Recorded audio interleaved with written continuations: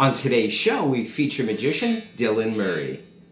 Welcome to Magic Mike's Castle webcast and podcast. Dylan Murray is a very well-known and respected Irish magician and mentalist, a two-time winner of the prestigious Magician of the Year award at the IRARA Awards Gala show in Dublin, Ireland in 2018 and 2019. His work came to national attention in Ireland in June 2016 after winning Northern Ireland's biggest talent competition called Derry's Got Talent 2016. Followed by winning the prestigious Dublin Talent Variety Show in 2017 the following year, and winning the Viral Video of the Year Award winner 2018 at the IRARA Awards. He has since found and developed his very own unique style of storytelling in his performances. He shot to international acclaim throughout the world earlier this year with his hit viral video of his original card trick story entitled The Story of Michael Collins. Reaching over 29 countries across the world, Dylan Murray. And welcome back, everybody, to today's show. I'm very excited. We're featuring somebody from across the pond. Depending on where you live, you either go really, really far east. He's not really from the Far East, but he's basically around the British Isles or so. Or if you go west, you go really far, you go the long way and come back around to the British Isles. Or if you're like me who does not enjoy flying, you go kind of over the North Pole to get to the British Isles. And we have today, thank you so much for joining us, Dylan Murray. How are you? Thank you very much, Michael. It's a pleasure to be here with you. It's an honor to have you. And you reside, or you're from County Donegal. I took notes. County Donegal in Ulster, which is basically the northwestern part of Ireland. Is that correct? Correct. It certainly is. I come from a small place called Cager in County Donegal, and it is one of the most beautiful places. It's very dear to my heart, and I'd love sometime if you can come and visit, and you can maybe see around, see everything that Donegal is to offer. I've seen many pictures of various parts of Ireland, and I've not seen any place greener on earth. Perhaps I haven't explored enough, but I have not seen the vividness, the greenness of any place else but Ireland overall. And I had a number of very close Irish friends. I even worked in a Celtic shop many years ago in Vancouver, Canada, and that was great fun as well. So I know a little bit about the Celtic part, the mystical or mythical part, if you will, and even got exposed a bit to the Celtic language, the Irish language.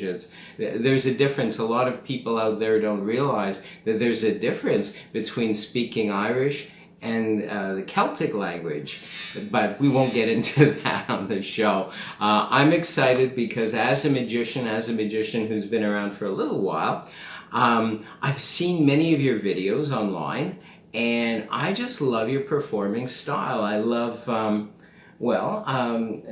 it's a mature style.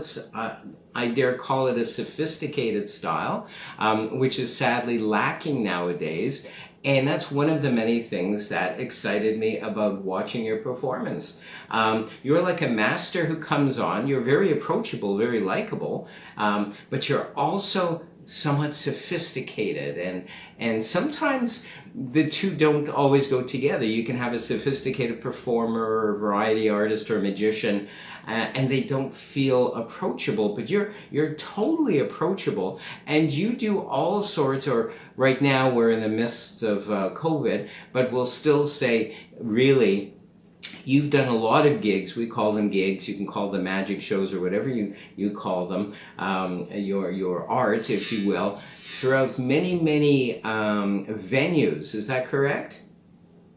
That's correct, absolutely. And I suppose in the past, couple of months, times have been really testing. It's been a difficult couple of months, especially where we are here in Ireland. We've had now our second lockdown, which we're just currently about 2 weeks into. And it's been quite difficult with performing. There's been very little this year off. It's been very limited. But please God, fingers crossed, new year, new beginnings, that there's a lot of better days to come. Please God. Absolutely. Absolutely. I want to talk a little bit about your origins as well, because a lot of magicians, regardless of their age or decade, even for that matter, we share a commonality, and oftentimes we start at a very young age. We're exposed to a magic show or an actual magician or a TV show. Sometimes when we're really young, 6 to 10 years of age, and there's various pivotal points in our life where there's magic. Hopefully we grow up with magic all around us, but you know what I'm referring to. And I'd like to find out, what was your first exposure to magic and an effect? I like to call them effects for lay people. We have magicians as well as lay people watching this, or non-magicians, if you will. What was, thinking back, what's your first memory of magic? Yeah, I can cast my mind back immediately because that moment I'll never forget. I was only around, I believe, maybe 5, 6, 7 years old. So early beginnings. I can recall vividly for Christmas receiving Paul Daniels, God rest his soul, his magic set. Paul Daniels, I suppose, since that moment that I first watched him perform until this very day, he continues to inspire me in so many ways. It's just his appeal, his approach to people, his stage control. And I felt more so with Paul. If you took the magic away from Paul, he was still magical as a person. He had such a great aura and such a great, I suppose, with people. He was great with people. He was very open, and that is something I admire. And to quote himself, I suppose the best way I could describe magic as a whole would be a magic show is a play about a man who can do anything. And I think that sums up Paul Daniels exactly, as it does many of our legends. And for me, that's what magic means to me. That's how I describe magic.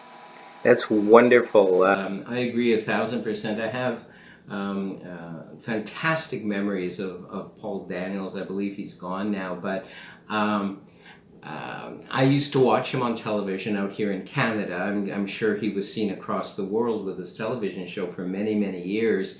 And I agree with you, his stage presence, very personable with members of the audience and people he had up. And funny, seemed to be a very naturally funny man, good sense of humor, which I feel is really important in the performing arts altogether, let alone magic. So very fond memories as well of Paul Daniels.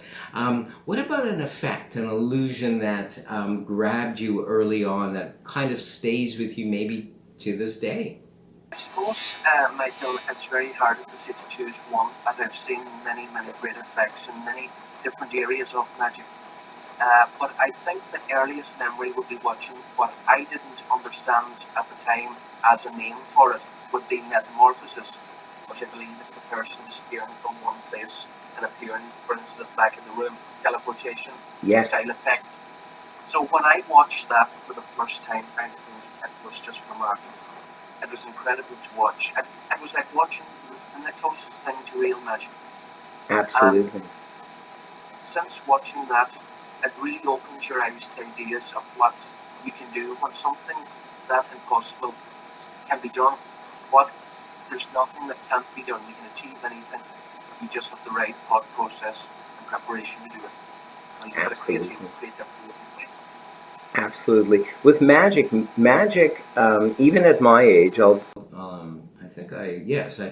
senile already. I turned 64 just a couple of months ago, but I still regard life as magical. And of course, when I saw my first magic trick or illusion, if you will, on TV, it was the Magic Land of Alakazam with Mark Wilson. I'm probably really dating myself. However, there was both a curiosity factor and an amazement factor for me. It's like, wow. And even to this day, I hope I maintain this sense of wonder about life in general and people in general. I'm always trying to dig to the bottom of why this is so and why this is like that. And I attribute it maybe to magic as well. Sometimes I don't want to know how a magic effect is done.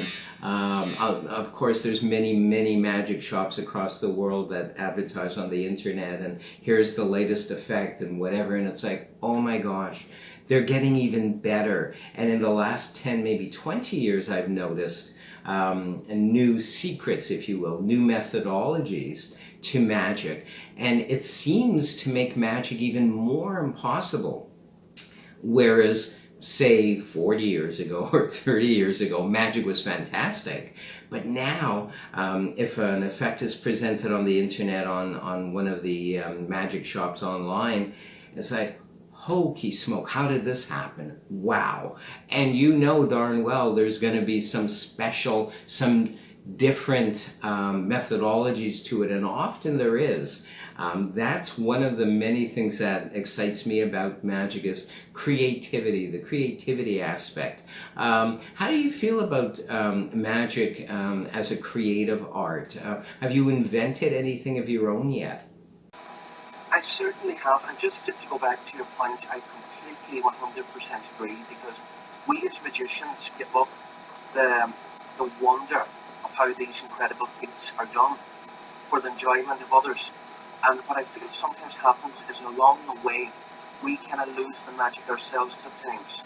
You've got to be always being creative in some way, because if a routine becomes second nature, it's a great thing, but you have to be updating all the time to keep on your toes, because you don't want to become complicit to anything. You want to be original, you want to be creative. And to answer your point, yes, I suppose I have. I love impromptu work, mostly. So I like to do something, or if I'm creating an effect, it's something you can just lift up when you enter, like a wedding, if you enter a corporate event, a dinner, anything, something that's simple, beautiful, elegant, but effective. That is the most important thing. And I feel, I suppose, what I've created and would be most notable for creating would be my trilogy, which I've been doing throughout lockdown. It is entitled Tales from a Tired Poet. So I got that name. I don't know how I got it, mind you, but I've got it. I started telling stories. I love storytelling, and I've incorporated that, as many others before me, into my act. The first routine was a tribute to Irish hero Michael Collins, who passed away many years ago, and I told a story through a detective playing cards to represent moments of his life through numbers. It was a great success, thank God, and there's been a great reception for it. So I've done my second just last week, I released, which is The Life and Times of John F. Kennedy, an unfinished life, I've entitled it. And that has been going quite well received in the US, and it's been going really well. That's the kind of creativity side I've been doing throughout lockdown, mostly telling stories. And I've got one last person to pay tribute to in the coming weeks, but I can't let it go just yet who's going to be, but it's coming really soon, so stay tuned, you'll be forced to know. Awesome. We'll be looking for that. I love surprises as well, and I love kind of the anticipation of what's to come next. We are going to take a very brief break with my very special guest, Dylan Murray. We'll be back in a second. Producer and host of his specials on social media based on his magical books of the same name, Dr. Michael, Magic Mike Likey, is also a clinical hypnotherapist and doctor of theocentric psychology. Having performed more than 250 shows a year in the mid-80s and 90s, he also produced and starred in the world's longest regularly produced TV shows in Winnipeg, Canada for 9 years, and guested regularly on broadcast television and starred in A Medieval Feast for 10 years. Star of stage and television, Magic Mike Likey performs illusions large and small and will teach you the secrets of the magical arts, both in person and virtually. This is Magic Mike Likey.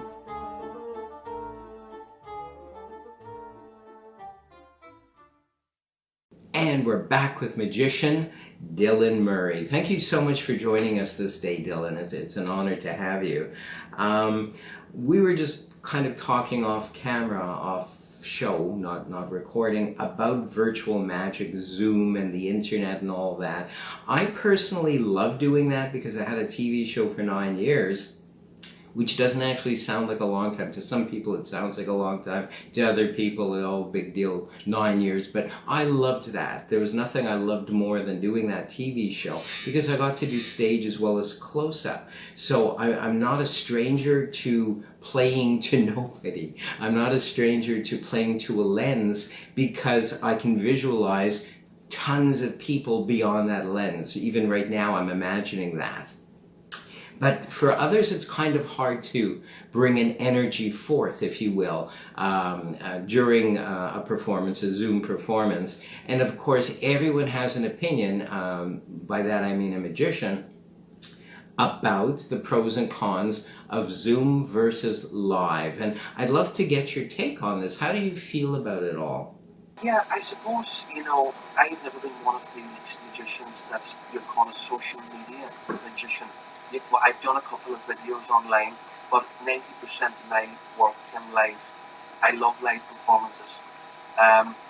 For me, Zoom is a great tool, as is Facebook, all these different platforms we have. If this was 40 years ago, I suppose we wouldn't be even having this conversation. So it's a great outlet, it really is. But for me, it still does not have the feeling of a live performance. It is not the same. Like, I suppose in these unprecedented times, magic on any sort of platform is a bonus for the art of magic, 100%. So I suppose it's a challenge for me, especially because all of my routines usually take place in the spectator's hands, up close. So when you're here, you've got to adapt to a camera, just one person, that you're viewing to, comparing yourself to the camera, one audience member. So I suppose looking forward, it's a great thing, a great tool, but I can't wait for the live performances to begin again. Very good, very good. We're going to take another brief break, and we'll be back with magician Dylan Murray. See you all in a minute. Enjoy Magic Mike Likey's animated cartoons, comic books, CDs, and DVDs available from Amazon. He's also the author of more than 45 self-help alternative wellness books, as well as instructional magic books, all available from Amazon. Published in International Magicians trade journals, Magic Mike Likey is a member of the International Brotherhood of Magicians and the Society of American Magicians.